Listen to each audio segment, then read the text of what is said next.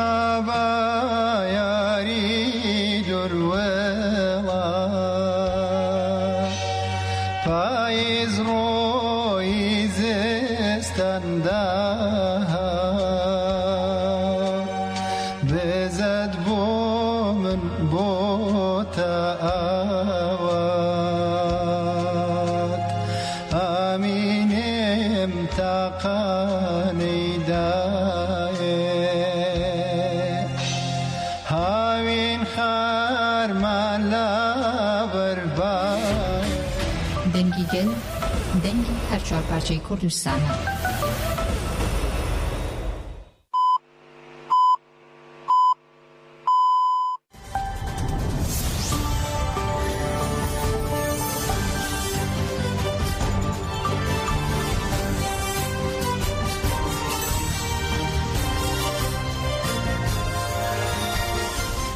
سڵاوتان نەبێ هەواڵەکانی ئەمڕۆ چوارشەممە 24 کانون یەکەمی 2024 تان پێشکەشەکەین.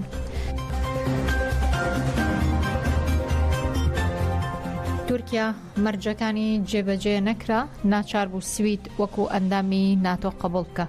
شەوی ڕابردوو لا کۆبوونەوەی گشتی پەرلەمانی تورکیادا بە زۆرینەی دەنگ ڕەشن و سیاسای تەبەت بۆ ئەندامبوونی سوید لە ناتۆدا پەسەند کرا. ئەوش لە کاتێکدا کە هیچ یەکێک لەو مەرجانەی تورکیا بۆ سویدی وەکو ئەندامبوون لە ناتۆ دیاری کردبوو جێبەجێ نەکرا.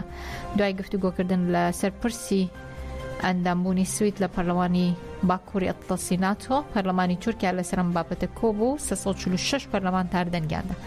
لەو دەنگدانەدا 287 دەنگ بە بەڵێ و 55 دەنگ بەنەخێر دەنگیان بە ئەندامبوونی سوید لە ناتۆدا. ئەو لە کاتێکدا کە هیچێکێک لەو مەرجانەی تورکیا بۆ سوید وەکو ئەندامبوون لە ناتۆ دیاری کردبوو جێبەجێ نەکراوە. بەیانی ئەمڕۆ فڕۆکە جەنگەکانی دەوڵەتی تورک دەوروبەری شارەدەی شلەت زیان لە سنووری پارێزگای دهۆک بۆردومان کردووە. تا ئێستا زیانە گیانی و مادیەکانی بۆردومانەکە نەزانراوە. بە پێی زانێرەکان بەیانی ئەمڕۆ فڕۆکە جەنگەکانی دەوڵەتی تورکیا دەوروبەری شارەدەی شلەت زیان لە سنووری پارێزگای دهۆک بۆردومان کردووە و تا ئێستا زیانە گیانی و مادیەکانی بۆردومانەکەی دەوڵەتی تورک بۆ سەر سنووری شلەت زیان نەزانراوە. هەر لەبارەی هێرش و داگیرکاریەکانی دەوڵەتی تورکیا بۆ سەر هەرێمی کوردستان و بێدەنگی گشتی بەرامبەر بە ئەو هێرشانە مامۆستاکیانی دەڵێت دەوڵەتی تورکیا بە ناوی ئاینی ئیسلام و تاوانکاری بەرامبەر بە گەلی کوردەکە هیچ جیاوازێکی نییە لەگەڵ ئەنجامدانی کردەوەی تیرۆریستی. حکوومەتی تورک هەمیشە دژی ئەو میلەتەی ئێمەیە زوڵمی کردووە بەرامبەرمان. زۆر جاریش بە ناوی دینی ئیسلامەوە ئەو زوڵمە ئەنجامەدا. زۆر جاریش ئاەتی قورئان بەکاردێنێ. خوای گەورە ئەفەرمێ لە قورئانی پیرۆزە دەربارەی زوڵم و هەر کەسێ زوڵم لە هەر کەسێ بکە.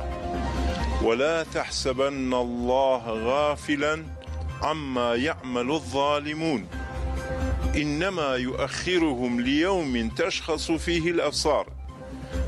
خوای گەورە ئەفەرمێ واتێ مەگەن خوای گەورە غافڵە دەربارەی ئەوانەی کەوا زوڵمەکەن کە لەو کاتیا تۆڵەیان لێ ناسەنێ معنای ئەوە نییە خوا ئاگای لێنێ. خوای تەعالە ئاگای لێ بەڵام دەیهێلێتەوە بۆ کاتی تۆڵە لێ سەندنەوەیان. ڕۆژێ لە ڕۆژان خوای گەورە تۆڵەیان هەر لێ ئەسەنێتەوە. بە درێژای مێژوو بۆی تێکچوونی دۆخی تەندروستی دایکیەوە سەلاحەدین دەمیرتاش لەسەر داوای دایکی و بە مەبەستی سەردانیکردن بە فڕۆکێکی تایبەت لە زیندانەوە شەوی ڕابردوو گوازرایەوە بۆ نەخۆشخانەی ئامەد. پارتی یەکسانی و دیموکراسی گەلاندەم پارتی لە ڕاگەنراوێکدا وڵاوی کردوتەوە سەدی دەمیرتاش دایکی سەلاحەدین دەمیرتاش بۆی تێکچوونی دۆخی تەندروستیەوە لە نەخۆشخانەی ئامەد لەژێر چاودێری پزیشکیدایە. شەوی ڕابردوو سەلاحەدین دەمیرتاش لەسەر داوای دایکی براوەتە ئامەد و سەردانی دایکی کردووە. دایکی دەمیرتاش لە دوای کۆچی دوایی تاهێر دەمیرتاش هاوسەری لە ماوەی چەند ڕۆژی ڕابردوودا جارێکی دیکە تەندروستی تێکچووە. پێشتر لە سیویەکی مانگی 12 ساڵی ڕابردوو تاهێر دەمیرتاش باوکی سەلاحەدین دەمیرتاش هاوسەرۆکی پێشووی هەدەپە بۆی نەخۆشی و کۆچی دوایی کردووە. ئەو کاتەشی لەژێر چاودێریدا بووە بە فڕۆکێکی تایبەت سەلاحەدین دەمیرتاش گەێنرا ئەمەد و سەردانی باوکی کرد و دواتریش گەڕێنرایە بۆ زیندان. سەلاحەدین دەمیرتاش سیاسەتمەدارێکی کوردی زازای باکووری کوردستانە. ساڵی 1973 لە شارچکەی پاڵووی سەر بە پارێزگای خارپت لەدایک بوو خێزاندارە و باوکی دوو کچە.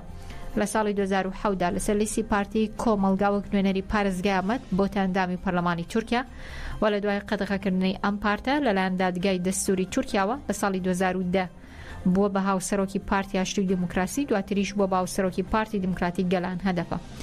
دەمیرتاش لە ڕۆژی 4 یانزەی 2016 لەگەڵ فیکە نیوکسێکدا هاوسەرۆکی هەدەفە و 13 پەرلەمانتاری دیکەی هەمان پارت بە تۆمەتی هاوکاریکردنی ڕێخستن دەستگیر کراوە لە 29 پێنجی 2016دا سزای 2 ساڵ و 6 مانگ ببورن. لە 29 پێنجی 2017دا سزای 2 ساڵ و 6 مانگ زیندانی بۆ نەکراوەتەوە.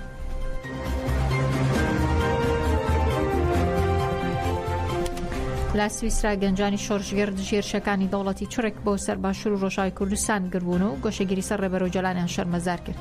ئەوارەی دوێنێ ئەندامانی بزوتنەوەی گەنجانی شۆڕژگەر تەجەشە لە شاری زوورخی سویسرا هەرشەکانی تورکیان بۆ سەر باشوور و ڕۆژاوی کوردستان بە گربۆرێک شەرمەزار کرد، هەروەها داوای ئازادی جەستی ڕێبەرۆ جەلانیان کرد.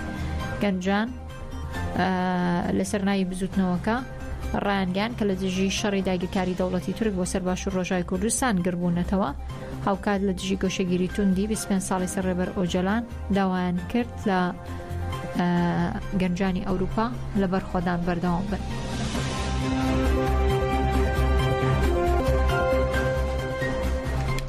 مانگرتنی زیندانیانیش بۆ ئازادی ڕێبەر ئۆجەلان لە 59مین ڕۆژدا بەردەوامە.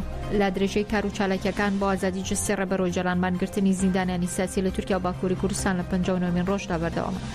زیندانیانی سیاسی لە زیندانەکانی باکووری کوردستان و تورکیا لە چوارچێ هەڵمەتی ئازادی بۆ ڕێبەر ئۆجەلان چارەسەری سیاسی بۆ پرسی کورد مانگرتنیان لە خواردن دەست پێ کردووە و چالاکیەکە لە ڕۆژی 59میندا بەردەوام. مانگرتن لە خواردن لە 27 تشرینی دووەم وەک بەشێک لە هەڵمەتی ئازادی بۆ ڕێبەر ئۆجەلان چارەسەری سیاسی بۆ پرسی کورد دەستی پێ کردووە و بەڕێرە تاوەکو 15 شوباتی 2024 بەردەوام بێت. شۆڕژگەر و چالاکوان فریا سلێمان ناسراو بە زەلا زاگرۆس لە ژدەی کانونی دۆم لە کەرکوو تیرۆرکرا لە ماڵی گەلی یەریڤان لە ئەرمینیا بە شکۆ بیرهێنرایەوە. نیادەکە داماژە بۆ کرا زەلا زاگرۆس ماوەی زۆر بە پێداگیری و جەسارەتەوە بوو بۆ ڕێخستنی گەلی ئەرمینیا تێکۆشاو. تا کۆتایی لە کەسێتی زەلالدا درێژە بە تێکۆشانی هەموو شەیدانی شۆڕش و ڕێبەراپۆ دەدەین. هەروە دووپات کراوەتە دەوڵەتی تورک دوژمنانی ژنانی شۆڕژگەر و خارەمانە بۆیە دەیانکەنە ئامانج و شەهیدیان دەکەن.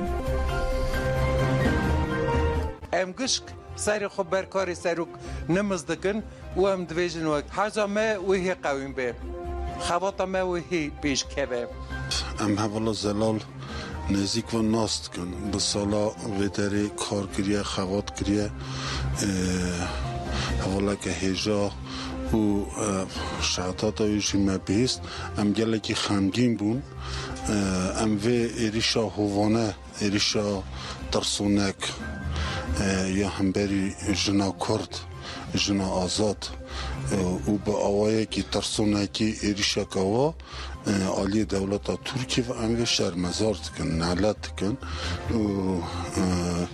ئەڤ نە ئەوە نە شەڕێکی نۆرمالە دژی کوردا و دژی ژنێ کوردا. ئەمڕۆ چواری کانونی دۆم ڕۆژی گیانی پەروەردەیە کە بە کۆڵەکەی گەشە سندنی کۆمەلگادا دەنرێت. بەڵام لە هەرێمی کوردستاندا بۆی دواخستنی موچۆ پێشێلکردنی مافەڕەوەکانی مامۆستایان لە چەندین شار و شارۆچکە پرۆسەی پەروەردە و خوێندن پاکخراوە و ناوەندەنا حکمیان بیانەکان جێگەیان بە زمان و پەروەردە و کلتوری کوردی لاغ کردووە. ماوەی زیاتر لە 4 مانگە مامۆستانی ناڕازی لە سنووری سلێمانی و هەڵەبجە و گەرمیان و ڕاپەڕین بۆ جێبەجێکردنی 3 داواکاری لەسەر شەقام خۆپیشاندانیان کرد. بەڵام حکوومەتی ماوە بەسەر کوێرم هیچ وەڵامێکی مامۆستانی نادات و مەترسی فەوتاندنی خوێندنی 700,000 خوێندکارەیە بۆ ئەمساڵی خوێندن.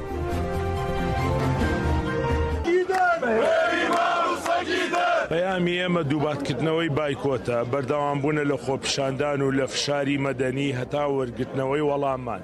تا ئەم دەقێ هیچ وەڵامێکی جدیمان وەرنەگرتو. ئەو کاتێکە وەڵامی جدیمان وەرگرت و داواکاریەکانمان جێبەجێکرا ئێمەش بایکۆت دەشکێنین. بەڵام تا ئەو دەقەی کە بە جدی بایکۆت داواکاریەکانمان جێبەجێ نەکرێمە بایکۆت ناشکێن و بەردەوامین و هیچ فشارێک کۆڵمان پێنادا. وڵاجاخۆ هەڕەشە هەر لە سەرەتاوە هەڕەشە کراوە هەڕەشەی غیاب و هەڕەشەی فەسڵ و نەقل و ئەمانە و بەڵام ئێمە دڵیایان نەکەینەوە هیچ هێزێک و هیچ دەسەڵاتێک ناتوانێت بایکۆت بەم جەماوەرە شەریف و خۆڕچکە بشکێنێت. ئەمان بۆ حکوومەت ئەم حکوومەتە کاربڕێکەرە ئەوەیە کەوا بەدەم داواکاری مامۆستایانەوە بێت بۆی چیتر ئەم بایکۆتە بەردەوام نەبێت. ئێمە زۆر خەممان لە پرۆسەی خوێندنە زۆر بەتەنگ منداڵەکانمانەوە دین، بەڵام ئەم حکوومەتە دیارە زۆر بێ باکە، زۆر بێوەفایە، زۆر بێ ئینسافە، تا ئێستاکە بەخەبەر نایەت. دەمانەوێت بەخەبەری بێنین.